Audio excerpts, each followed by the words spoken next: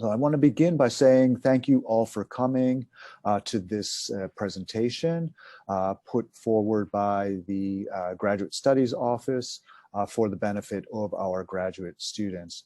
I am Dr. Michael Dixon. I'm the Director of Graduate Studies, and it's my pleasure to welcome you here. And it's also my pleasure to welcome Dr. Melissa Stacer to the call this afternoon, who will be presenting to us on the responsible conduct of research. Dr. Stacer has been a friend and colleague of mine for many, many years now. She directs the new Master of Criminal Justice program at the university. She has been an amazing colleague in the College of Liberal Arts and now with graduate studies. From my perspective, what's one of the things that's always stood out as remarkable about Dr. Stacer is her commitment to working with students. Over the years I've known her, I've just been so incredibly impressed by the engagement that she's been able to foster with students and how she's served as a mentor to so many of them. I'll leave the introductory remarks there, and thank you, Dr. Stacer, for your willingness to be with us today. And I'm going to turn it now over to you to begin the presentation. Thank you. All right, thank you, Dr. Dixon, for that very nice introduction. I really appreciate it, and thank you all for coming today.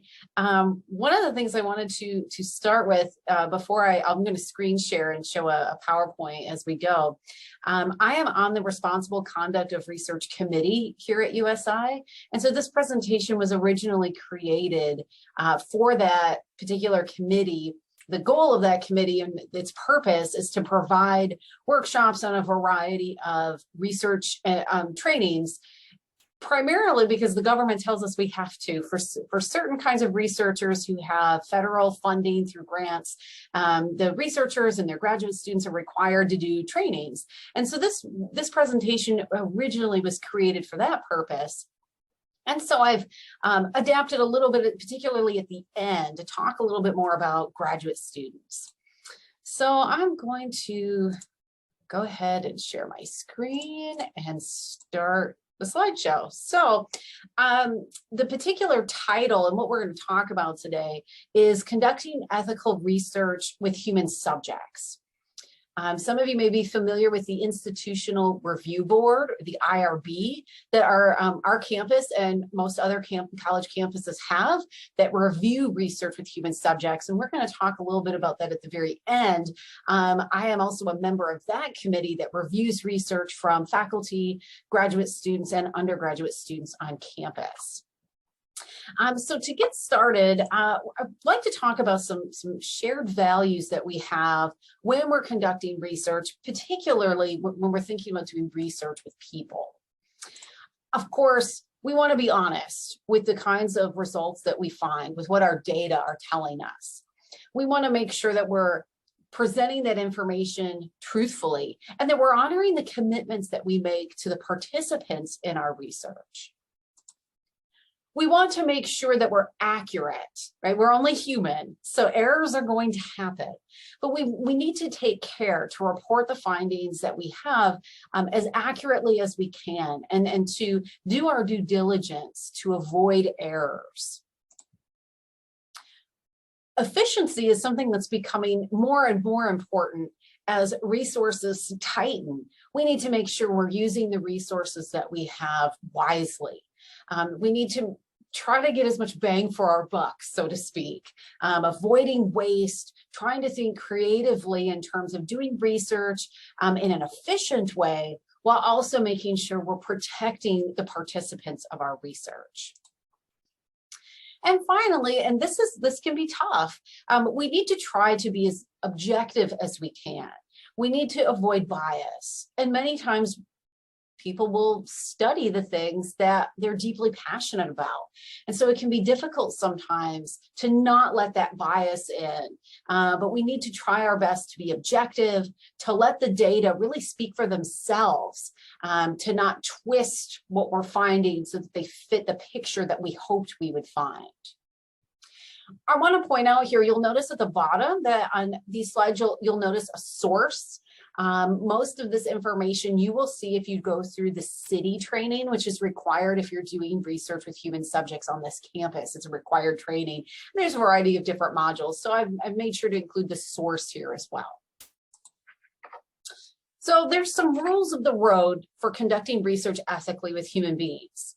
There are often professional codes. So for example, the National Academy of Sciences has a statement, and I can provide the links afterwards if you would like, but there's a code of conduct for the National Academy of Sciences talking about how people should carry out research. And many different professional organizations have these professional codes of conduct. There are many government regulations governing conducting research ethically.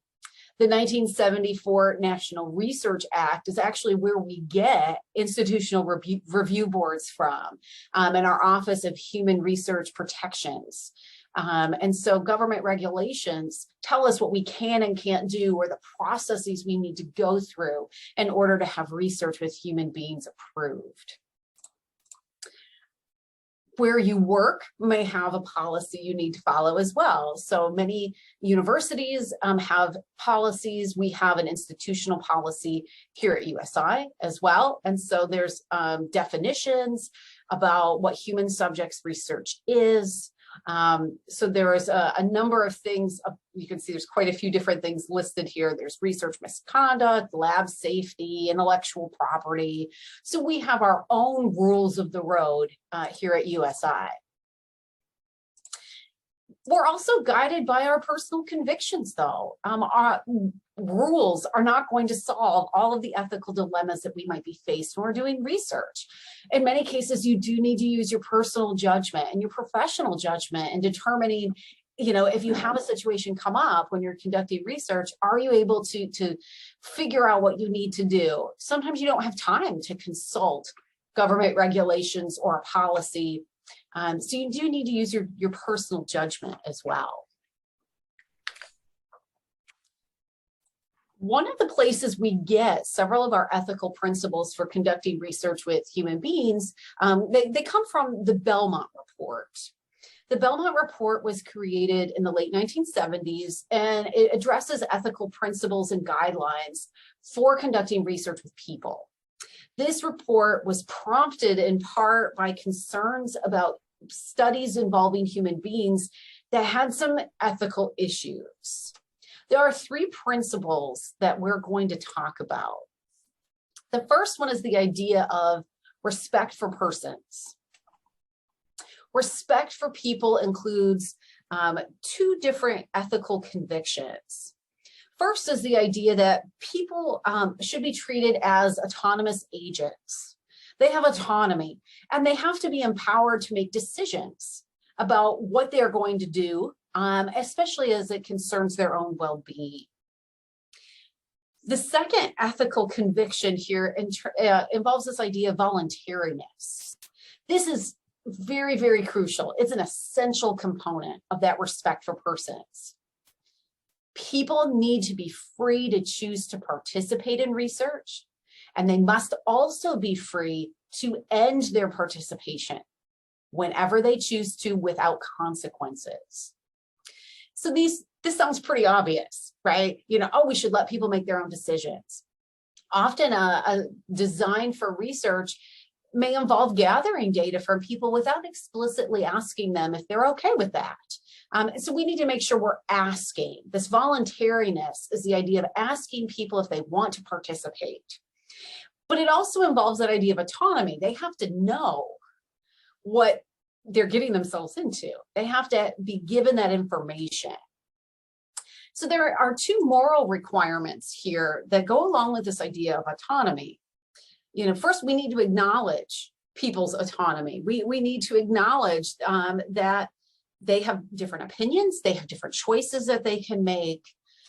But we may also be doing research with people that have diminished autonomy, that may not be able to make decisions for themselves, that may have a more difficult time understanding what a research project is, what their involvement would entail, what risks and benefits they may face when they're a participant. So we have to keep that in mind. We have an obligation to protect potential participants who have diminished autonomy. So for some examples here, children are a class of research subjects that have limited autonomy. Typically, a parent or a guardian has to give permission first for a child to participate. Children cannot give consent, but they also need to be asked themselves. It's not enough to ask a parent to give permission for their child. We need to then also ask children for their assent by explaining what the research is in terms that they can understand. So children are a perfect group to give this example about if you're doing a study on 8-year-old children, you would explain that study differently than if your subjects were, in their 20s or 30s or 40s. You would use different terminology to explain what you're doing. And so we need to make sure that this respect for persons encompasses us as researchers giving appropriate information based on age or intellectual ability, so that the people we're asking to be participants truly understand what the research is about, what they're going to be expected to do, and what risks they may face. Some other examples here when we think about voluntariness, right? You have to be free to participate. But there are many contexts in which we do research where that's not necessarily very clear. Research involving teachers or professors and their students may not necessarily be as obviously voluntary as we might at first think. If there's a relationship already between the researcher and the potential participants, those potential participants may feel an obligation to participate even if they don't want to. A student may feel obligated to participate in a study that their professor is doing because they may be worried, well, what will the professor think of me if I don't participate? Will they penalize me somehow with my grade if I don't participate? So people might be reluctant to decline participation if they know the researcher in another role. One of my examples, I do prison research, and this voluntariness component can be really tricky because can inmates truly consent to participation given the coercive environment that they live in? And so I have to take very great care to think about the environment that they're in, that specific context when I'm asking them to participate. And usually this involves a lot of things that I have to tell them in both verbally and present in writing. The parole won't, this will have no impact on your parole or on your standing in this facility. In many cases, I prefer to gain consent when there's no correctional administration or personnel around, so they don't know who's participated and who hasn't. But voluntariness is not always as obvious as it sounds. Informed consent is another part of this idea of respect, and I mentioned this a little bit already. We need to tell people who are considering being in our research everything that they need to know so that they can make an informed decision about their participation. It's not just consent. They're not just consenting. It has to be informed consent. They need to know the purpose of the research. What are they being asked to do? What are the risks of harm that are reasonably foreseen? They need to be told you can quit whenever you want and there's no penalty, that your participation is voluntary. We need to facilitate the understanding of that information, and this relates back to autonomy. We need to make sure people understand what the information we're giving them actually means. So if there's a lot of jargon that's specific to one's discipline, we need to make sure that that information can be readily understood. I aim for an 8th grade reading level, or even lower if I can, even when I'm working with adults, because I know that historically inmates have a lower level of education compared to the general American population. So I try to keep the reading level as low as I reasonably can so that I can make sure that people reading the consent form will truly understand what it is they're being asked to do. And the third part of informed consent is promoting that voluntariness, regarding whether or not somebody's going to participate. In a prison context, I probably repeat myself about voluntariness over and over and over again. I want to make sure that I'm really drilling home, you do not have to be a participant. You do not have to do this. In many cases, there are not really very many benefits to the individual participant for doing an interview with me. So I need to make sure that they understand they don't have to do it. I'm asking them if they would like to, but that there's no penalty for saying no. And so depending on your research participant population, you may need to emphasize voluntariness so that the people understand. You don't really have to do this. Nobody makes you be a research participant. I have a short case study I want to tell you about to talk about some of the ethical concerns that sort of prompted the Belmont report in the first place. Some of you may be familiar with Laud Humphreys, who was a sociologist, and he has a book called Tea Room Trade: Impersonal Sex in Public Places. So you can kind of tell already what he's doing. So his study comes out in 1970. So this is the late 60s, and Laud Humphreys is hanging out at public restrooms or bathhouses, and he's acting as a lookout for men who want to use the bathhouse to have sex with other men. So he's pretending he's one of them, essentially, like he's going to be a lookout and let them know if anybody's coming. They do not know he's a researcher, which may be a problem, but it gets worse. He writes down their license plate numbers, and he's able to track down some of these men. And so after he has seen them enter these restrooms to have sex with other men, he contacts them because he knows who they are. He's been able to track them. And he pretends he's doing another study. And actually, I think he is doing the other study as well, but he wants to do a social health study. So he interviews these men and their wives about a variety of topics related to social health. And those men have no idea. He's disguised himself when he's, the lookout. So I'm not sure how he does that, but, it's not obvious he's the same person. So he's basically trying to do this study on what's up with these men having sex with other men, and their wives don't know, and they're living normal lives. Some of them are prominent men in the community.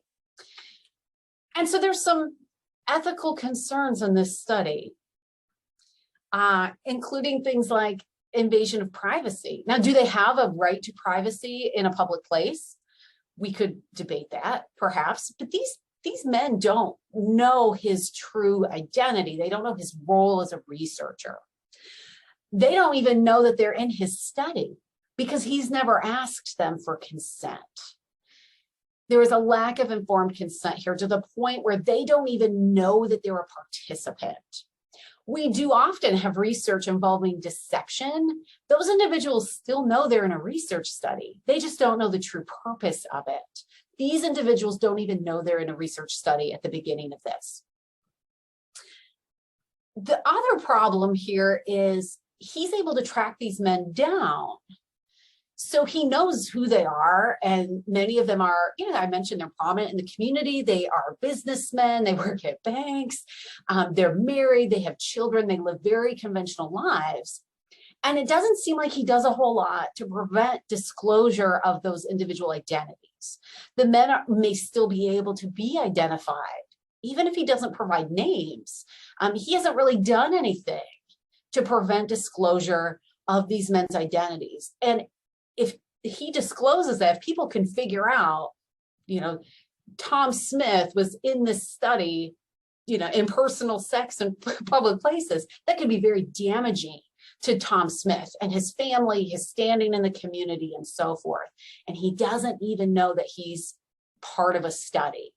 So studies like Laud Humphreys tell us something, and potentially something very interesting about a topic, but there's a lack of concern for the participants.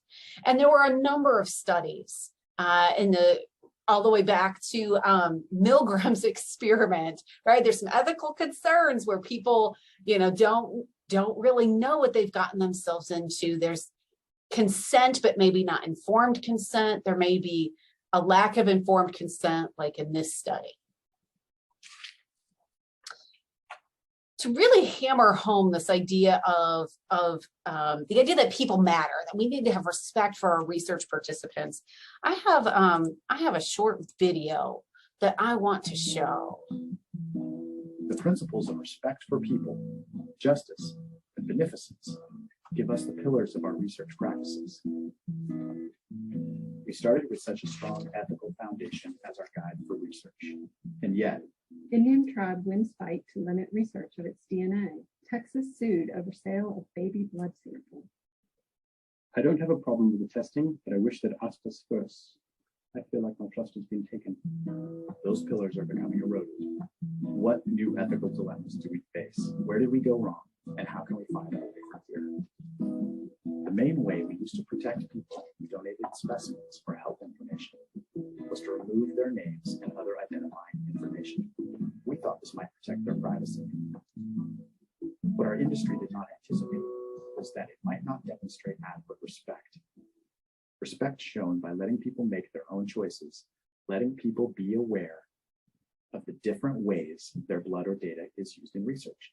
Using samples that are de-identified allows you to do more easily, allows you to do things and avert the risks of identifiability, et cetera, to some extent.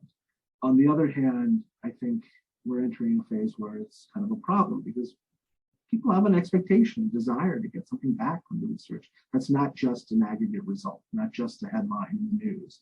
They'd like to be able to access them, realizing that the monies are being spent to generate this information and that there's potential for that information to be a benefit to them directly. There are also reasons you would like to keep folks identifiable. To be able to answer more research questions, you need to be able to follow changes in folks' health over time. If you want to share research results, you need to know who and where the participants are. The other problem with identifiability, in addition to the risk of exposure, is it can mean a lot more paperwork for the researcher as well as the patient. How could we simplify this process? We urgently need to think through our system of oversight, as well as our system of consent and review. Consider new methods of showing respect for people and giving them a meaningful choice. At the very least, making them feel engaged in the process. If you have to give your tissue as part of the surgical consent process, and there's no other hospital in the city that can do that procedure, how's that consent? That feels to me more like coercion. And it's not that I wouldn't want to give it, it's that I'd want to be asked. Many institutions are making innovative changes, being bold, and to really work for meaningful change. Working together, communicating, creating a repository of ideas. We can restore the foundation of our pillars of research ethics. You really are going to depend upon these people in a tangible way over time. And I think the time part is becoming even more and more critical. Please engage and help us with your ideas.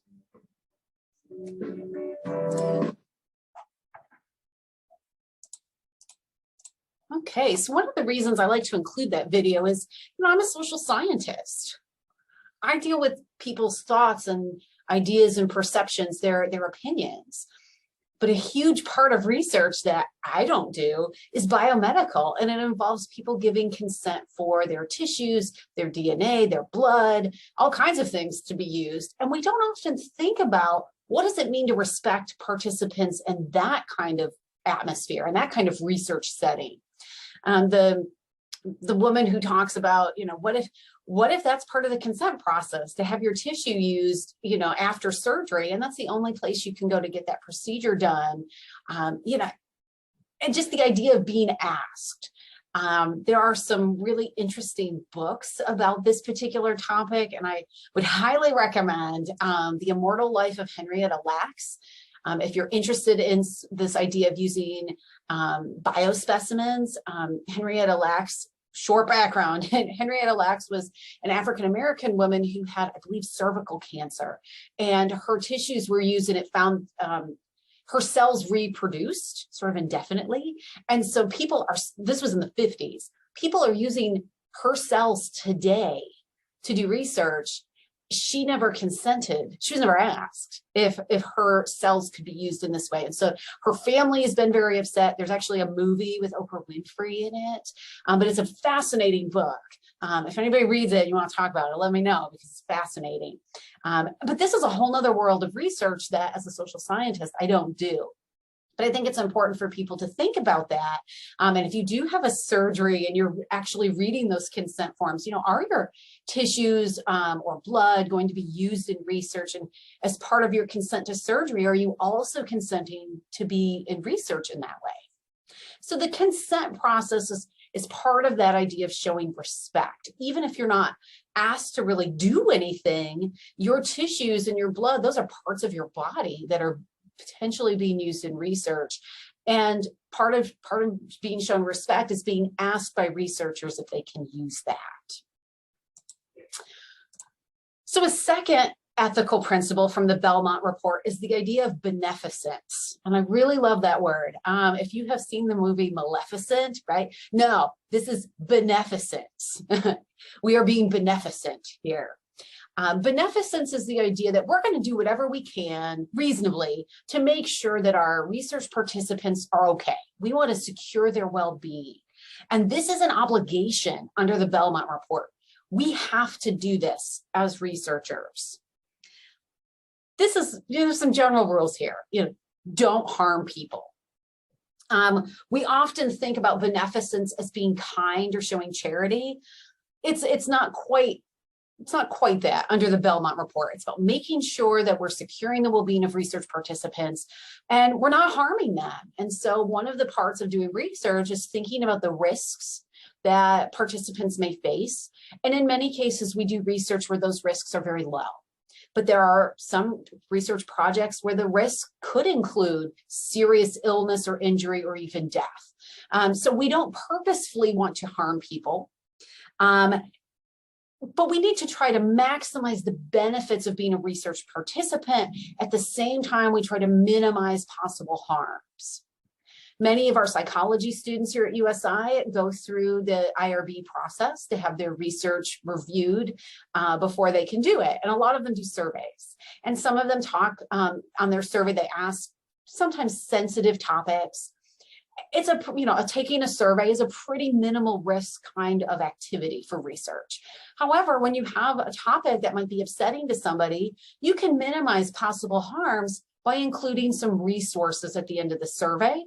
Many of our students in psychology will have a listing of phone numbers or locations to get counseling services or other kinds of mental health care if they're upset by taking the survey. And the students know before they start the project, those participants are told at the beginning, we're going to ask you questions about X, Y, and Z.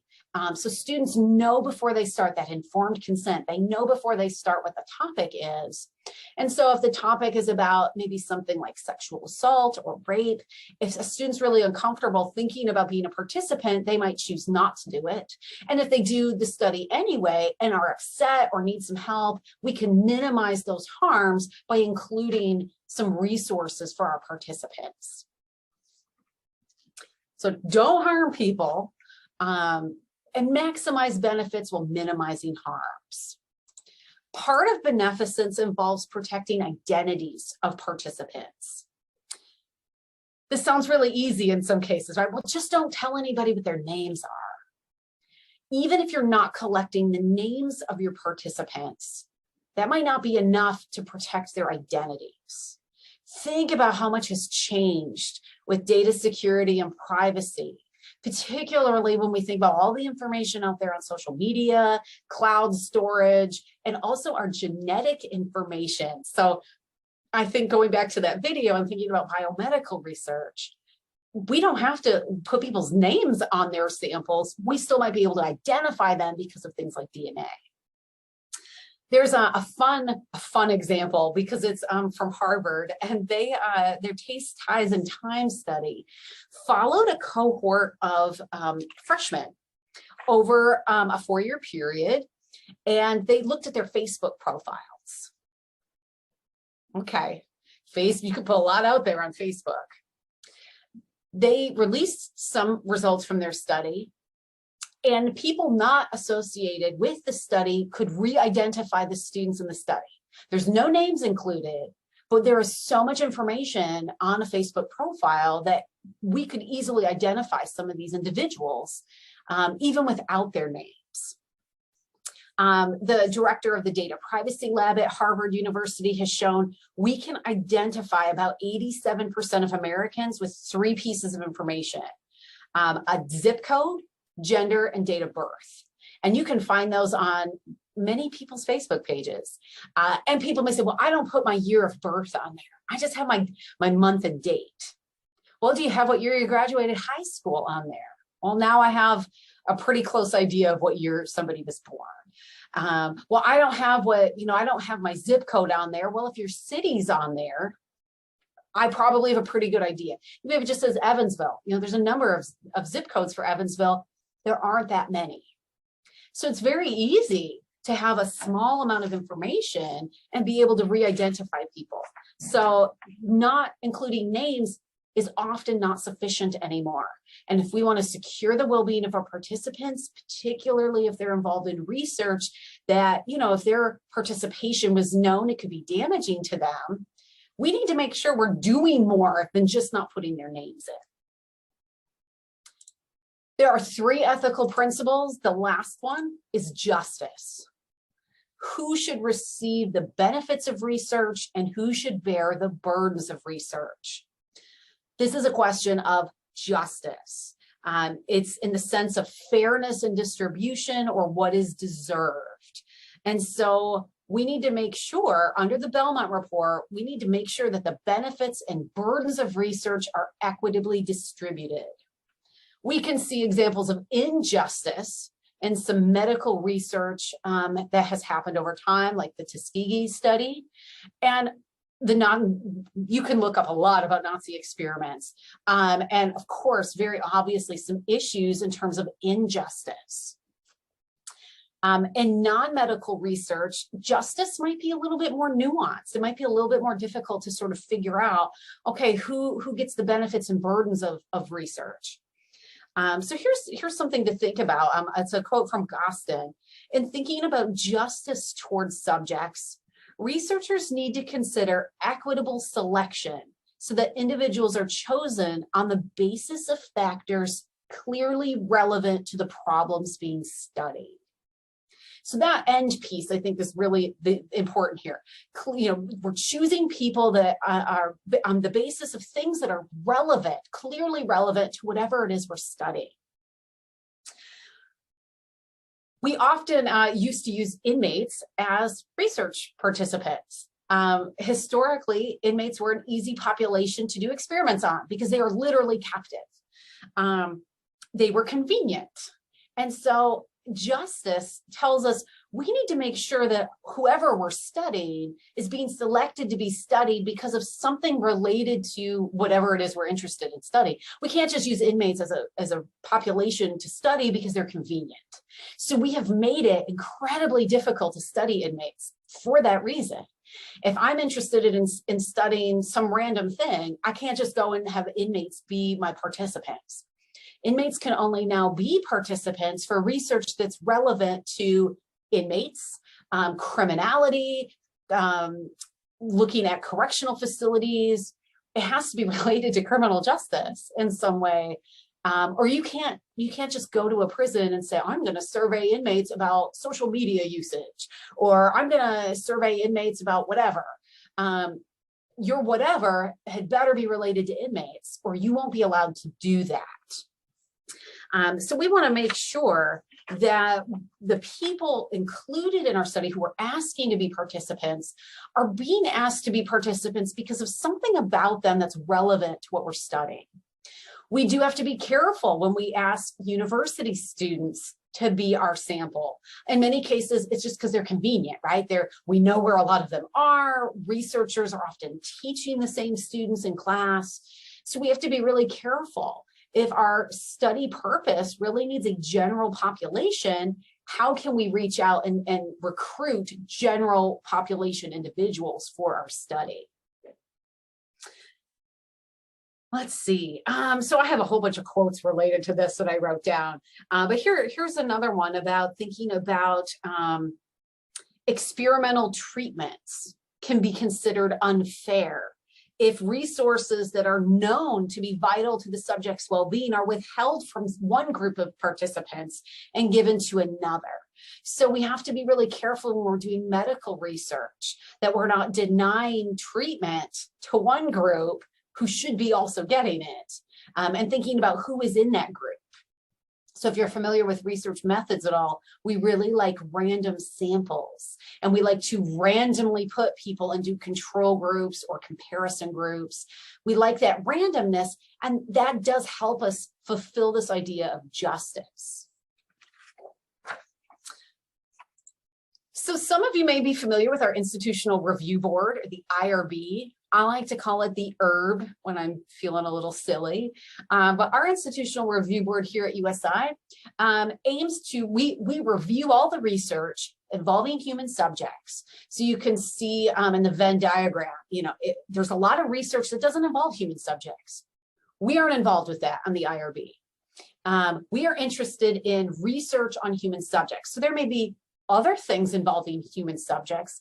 If it's not research, it's not under our purview. For you as graduate students, one thing to keep in mind is if you're doing a human subjects research only for a class purpose, that does not need to be reviewed by the IRB, something you're doing just for class. However, we have some graduate programs that require their students who are doing human subjects research to get that IRB approval, whether it's for their thesis or dissertation research. Some programs, it's built into the class saying, you are going to get IRB approval. We're going to make you apply for that. It is strongly recommended, I highly recommend, if you are doing some kind of human subjects research, that you get that IRB approval. We have I hopefully think it's, that it's pretty user-friendly. We have a website with forms telling people how to apply for IRB approval. It gets reviewed by members of our IRB here on campus. And our whole goal is to make sure that different principles are being followed, and we have a whole host of guidelines from the government that we use when we're evaluating research, and we may suggest changes, or we notice inconsistencies where you said you were going to do this on page 5, but on page 6 you said something different. It's a process, and sometimes there's a little back and forth. Strongly recommend that if you're doing any research with human subjects that you apply for IRB approval. This will allow you to present or publish your findings outside of that classroom setting. So if you're thinking you might want to go to a conference and present, you're thinking about maybe trying to publish in a journal, you need that IRB approval if your research involves human subjects. I've been on the Institutional Review Board for, I think this is my 8th year, and I have been the chair of it for 2 years. I just rolled off from being the chair of the IRB.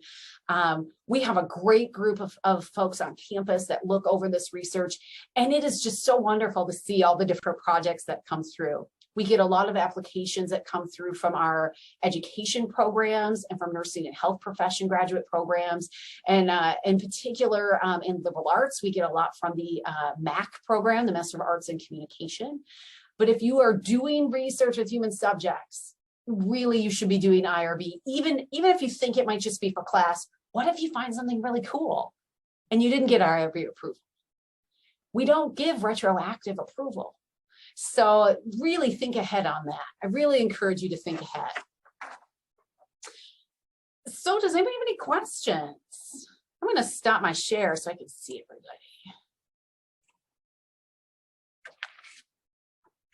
Dr. Stacer, thank you so much. I just wanted to remind members of the audience first that we've recorded this presentation. And if you do ask any questions, that will be part of the recording. If you wish to ask a question and not be part of a recording, just place it into the chat and I'll direct that question to Dr. Stacer. I have a quick question. Sure. How, I know it like depends on probably the research you're applying for and everything, but how long does it typically take from putting in the IRB to getting an approval or getting, feedback, I guess, on it? Sure. So there's 3 different kinds of applications that people give. Most applications that we get are considered exempt. We review them anyway. I know the terminology is a little weird. And these are for minimal risk projects. Maybe you want to do a survey of somebody, of some group. Once your IRB package is complete, so you include your survey, the application, your consent form. Once the application is complete, it gets assigned to an IRB reviewer, and we are supposed to get them back within 10 business days. So that's probably the shortest timeline. Like once you submit your full and your package is, you get an acknowledgement that it's complete from the administrative person. She assigns it. We get 10 days, and then maybe there's an extra day where she compiles. Sometimes there's more than one reviewer. She compiles the review, decides if there's any modifications or changes that you need to make, and then sends that out to the person.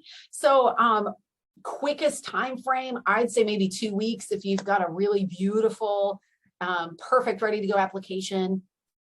I do research with inmates. That's the highest level of review. We call it a full board. The entire board reviews it.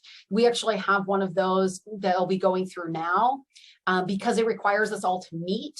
That usually takes sometimes as long as 2-3 months to get through. We also have certain representatives that have to be reviewers. So if we're doing inmate research, we are required by law to have an inmate representative. And so we have to coordinate with that person, make sure they can meet, at the same time and can do the review. So you're right, it really does depend on what you're doing. But the short answer is most projects are exempt, they're minimal risk, and probably 2 weeks. If you do need to do modifications, depending on how long the turnaround is for the researcher to make those changes, you add a little bit more time on there. Kind of a follow-up, sort of. So if I'm doing like interview questions, then let's say I present, the questions when I turn in my IRB, and then like after I get the approval for whatever reason, I change or tweak one of the questions or whatever. How does that work? Well, it kind of depends on how much tweaking you're talking about. I mean, if we're talking about a minor wording tweak, right? Because a lot of interviews are semi-structured or kind of unstructured. I do semi-structured. I have my set list of questions I'm going to ask everybody, but I'm going to have follow-up questions based on what they say, right? So if you're talking about minimal kinds of changes on the questions you're going to ask in a semi-structured, you may not have to do anything. But if you are going to if you're going to make a major change to the topics, to how you're going to recruit people, to what maybe you were going to do face-to-face, but now you're going to do them on Zoom. You would do what's called an amendment form. And it is a pretty easy form, and it has just a series of questions asking you what's changed. So is the title the same? Yes. Is there a change to the research team? No. And you would be able to say, oh, I'm changing how I'm recruiting people. Oh, I'm adding this whole subtopic on whatever. So it's not a full IRB approval. Again, you already have your approval. It would be an amendment form. I believe it's a Form C. I believe it's a Form C amendment or modification. It's a great question. And IRB approval is only good for a year, right? And so when your year comes up, you get automatically generated emails from our system saying you have 60 days until the project expires. Again, there's a simple form where you can fill out and say, it's a continuing review form. And you'll say, I'm still working on this project, no changes, how many participants I've had so far. If you're doing something where you're de-identifying participants, so I did interviews and I had names, but after a year, I had already removed names, recordings are deleted, I have transcripts with redacted information. So I could say, well, this is de-identified now. So you basically give like a status update as you're requesting yet another year. So we can only give approval in year increments, but you can ask for an extended year every year. You could be doing a 20-year project and every year you get it extended. I have a question if somebody else does. Sure, go ahead. So you were talking about inmates. So for my dissertation, I'm hoping to do research with undocumented individuals, a very vulnerable population, and there'll be interviews, being had. So when I think about confidentiality, it's like I feel like I have certain steps I want to take, but what are the best practices? Because I mean, like inmates, you talked about deleting recordings and transcriptions and all that. It's like, so I mean, what are just some of your best practices? That's what I guess that's my question. Sure, and I think this is a great question. I actually think it applies in a number of situations, right? It applies for inmates or undocumented immigrants, or maybe on a topic that's very sensitive, where whoever would be revealed as a participant could be at risk in some way. So when I've done interviews, I really like to have audio recordings. I want to have that. I want to be able to get it word for word. I'm just not fast enough writing things down. My preference is to do audio recordings where we're not saying anybody's name on it. So at the beginning of all of my recordings, I've already greeted the offender that I'm meeting with before I hit record. And once I hit record, I'm not asking this person their name, and I'm asking them not to use other kinds of identifiers, right? Like, don't tell me your victim's name. Don't tell me your hometown. Sometimes they'll still give it that kind of information. But during the transcription process, when I'm taking that audio and putting it, getting it into a Word document, for example, redacting information. So somebody, maybe uses their first name. I did have a guy that talked about himself in the third person quite a lot. And so he would say his name. And so we're redacting his name. So at the end of the day, I have the transcript with that personal information redacted. I can delete the recording. Now I don't even have the person's voice. So I would say best practice, don't video record. Don't do this Zoomy thing and record this, right? Or if you need to do it on Zoom, before you record, have people remove their names. Maybe you're going to give them a pseudonym. Maybe you want to ask them if they want to make up a pseudonym for themselves. They could put that in the little name piece there and have them not show themselves on video. So if you do need to use Zoom, you don't need to have the video on. So I would do something like that. If you can get things transcribed quickly and delete that audio or video, that's really key, because we can identify people pretty easily. Once you get down to the transcript, really think about, what are they telling you? Are they giving you place names that could identify them? Are they giving family names that could identify them? And are you removing those during the transcription process? In terms of where to meet people, like Zoom will work, but if you're meeting in a public place, I interviewed offenders in public library meeting rooms. And so you can find places to meet where it can, maybe you need to be in a public place, but you want it to be sort of private. I loved using the library meeting rooms. I actually have it sitting right here. I used a little audio recorder. You can't take a phone into prison. So I had to have a separate recorder. But yeah, that's what it's, don't get video, get rid of any audio as soon as you can, remove identifiers from the transcript. And a follow-up to that, as far as storage, so whenever you're storing all that information, I saw on one of the slides that talked about cloud storage, right? So that's not 100% secure, but neither is having it in on paper copy. So what is the best way to keep and store all that safely? Well, and you have to tell the IRB how you're going to store things safely. Password protection is always key. I tried to keep things off the cloud. I tried to not put anything on the cloud. And sometimes you have to go through a bit of a learning curve, because there was a long period of time where I didn't know what the cloud really was or how to get there. So you may have to have a little bit of a crash course. Actually, you can see behind me, I have a filing cabinet in my office. And I have told the IRB, right? I have transcripts printed. They were actually, I hired a company to do transcription. So I had to vet the company warn them about graphic descriptions of crime, because that's what people were talking about in their interviews. And we had to, they had to tell me all about their secure portal to get me these electronic transcripts. And then I had to think about where I was going to save them. And I'm pretty old school. I wanted to print them. So I have all kinds of stuff and it's locked. I keep that locked. So I would talk about my locked filing cabinet in my locked office at USI, password protected computer, and anybody else that's going to have access to your data has to be listed on your IRB application. So for me, I'm like, well, nobody else is going to have access to this. But maybe you're going to, if you have your advisors, usually somebody who would have access to your data as well, they're a person that would be listed. If you're doing research with a partner or as part of a team, usually all the team members have access.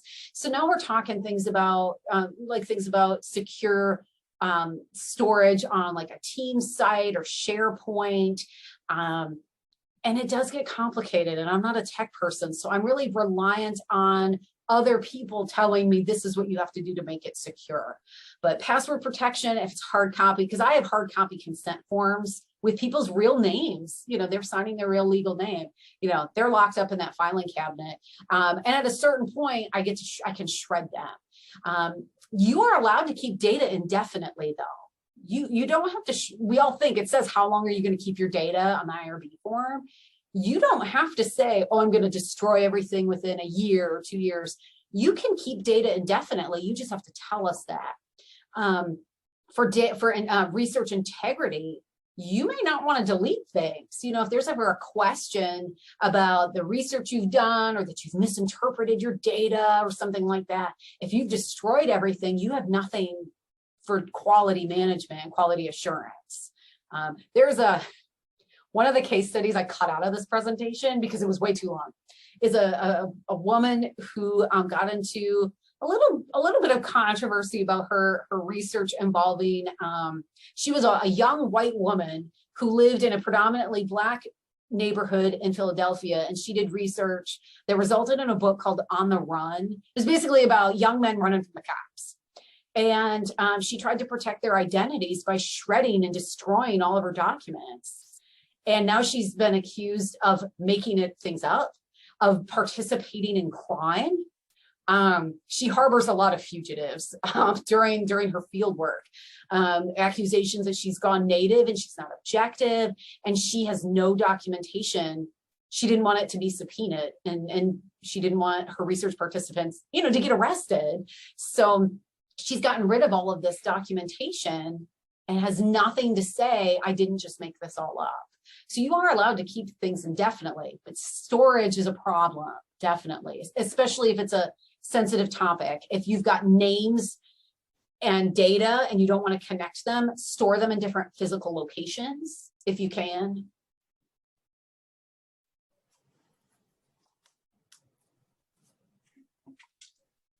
Those are some great questions, and it was a fantastic presentation.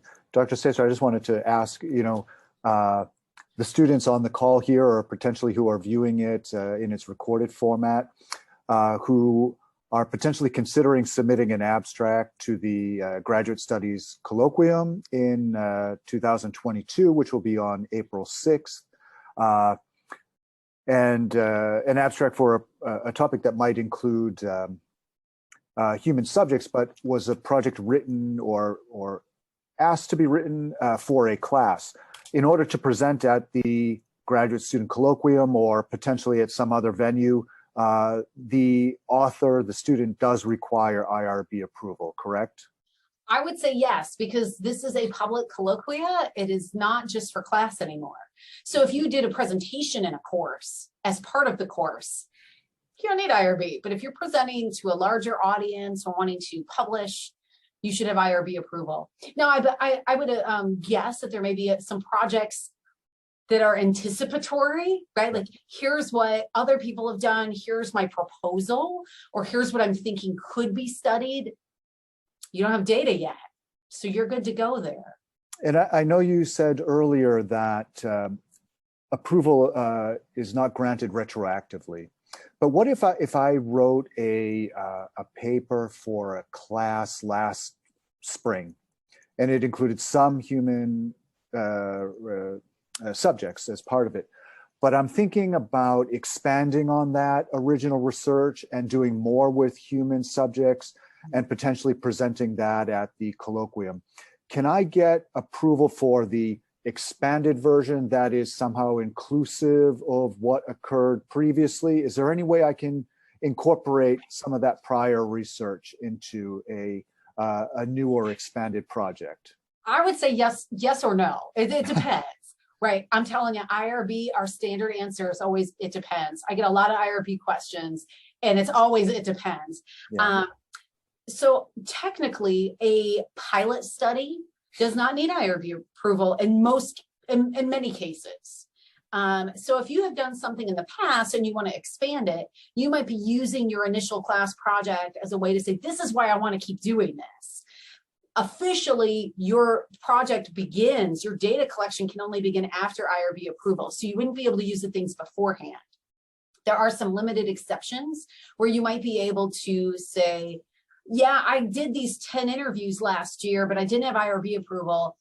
You might be able to get IRB approval for more interviews, and you might be able to ask for permission to use those first interviews if you can get the consent of those individuals after the fact. That's usually the sticking point. The reason that you typically can't use data that's not been IRB approved for, beforehand is because the informed consent process normally hasn't happened in the way it needs to happen to fulfill IRB obligations. So there may be some exceptions, right, where I can find the 10 people I interviewed last year. I can get them to sign this consent form. You may be able to get a retroactive there, but we typically say no retroactive because we don't want people to think that this is routine. This is not routine. This is not routine in any way. You really need to have it beforehand. Well, this has been great. Knowing our graduate programs at USI, so many students enrolled in those programs are utilizing human subjects as parts of their research. But even those who don't, I mean, from a personal perspective, I've never used human subjects in my own research, but this has been an extraordinarily valuable presentation, and one that's, prompted me to think about issues of responsibility and ethical issues that span all aspects of research, not just limited to those including human research. So thank you so much, and this has been extraordinarily beneficial. Well, thank you so much for asking me to do this, and thank you all for coming. And please reach out if you have any questions or you want to talk about the IRB process. I've been on the IRB for a number of years, and there's only a few of us who do inmate research, and that's just a whole new level. So do feel free to reach out to me. You can find my contact information pretty easily on the USI website. I'd be happy to email or talk or meet with any of you if you have any further questions. Thank you so much, and thank you all for participating today. And I'd just like to make one additional request. Graduate Studies is constantly trying to come up with some ideas of professional development workshops that will benefit all of our graduate students. If there's anything on your mind or anything you can think of that might be helpful in that regard, drop me a line and offer up some suggestions. We did in the spring a workshop on CV or resume writing, which was like this, both live and recorded, and that's available on our student resource page on the Graduate Studies website, as this will be too, if you have need to refer back to it in the future. But thank you all again, and have a wonderful rest of the day, and enjoy the holiday break next week. Take care, everyone. Thank you.